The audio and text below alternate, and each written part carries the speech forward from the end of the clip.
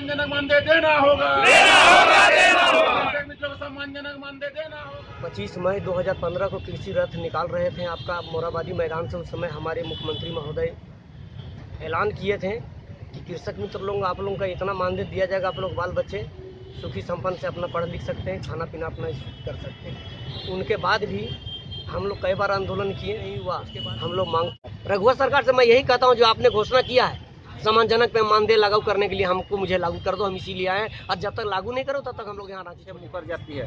27 मई 2015 को मोराबादी मैदान में कृषि रथ महोत्सव के समय माननीय कृषि मंत्री एवं माननीय मुख्यमंत्री झारखंड सरकार, इन लोगों ने, दोनों मंत्री ने हमें घोषणा किया कि कृषक मित्रों को आगामी बजट में 2016 सत्र में इतना मानदेय दिया जाएगा कि वो अपने परिवार के भरण पोषण कर सकेंगे।